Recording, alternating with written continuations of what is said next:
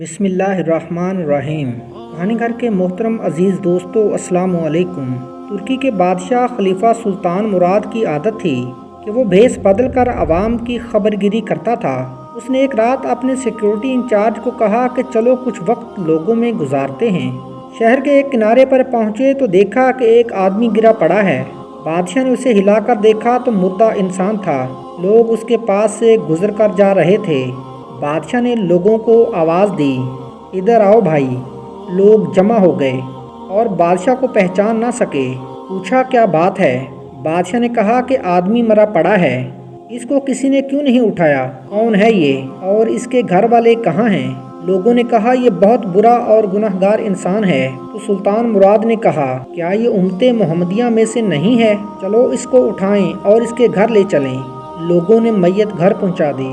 اس کی بیوی نے خاوند کی لاش دیکھی تو رونے لگی۔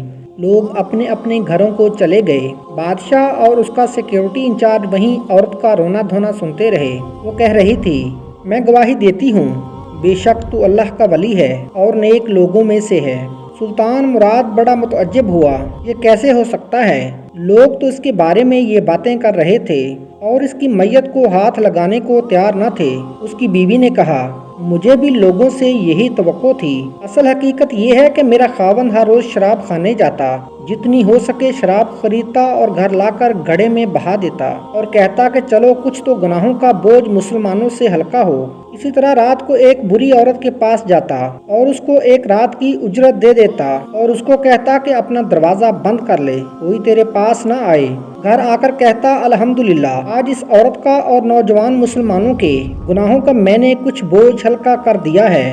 لوگ اس کو ان جگہوں پر آتا جاتا دیکھتے تھے۔ میں اسے کہتی تھی کہ یاد رکھ، جس دن تو مر گیا لوگوں نے تجھے غسل دینا ہے، نہ تیری نماز جنازہ پڑھنی ہے اور نہ تجھے دفنانا ہے۔ وہ مسکرا دیتا اور مجھ سے کہتا کہ گھبرا مت، تو دیکھے گی کہ میرا جنازہ وقت کے بادشاہ علماء اور اولیاء پڑھیں گے۔ یہ سن کر بادشاہ رو پڑا اور کہنے لگا میں سلطان مراد ہوں، کل ہم اس کو غسل دیں گے، ہم اس کی نماز جنازہ بھی پڑھائیں گے اور اس کی تدفین بھی ہم کروائیں گے۔ چنانچہ اس کا جنازہ بادشاہ، علماء، اولیاء اور کثیر عوام نے پڑھا۔ آج ہم بظاہر کچھ دیکھ کر یا محض دوسروں سے سن کر اہم فیصلے کر بیٹھتے ہیں۔ اگر ہم دوسروں کے دلوں کے بھید جان جائیں تو ہماری زبانیں گونگی ہو جائیں۔ محترم ناظرین، اگر آج کی ویڈیو آپ کو اچھی لگی ہو تو ہمارے چینل کہانی گھر کو لائک، شیئر اور سبسکرائب کر دیجیے۔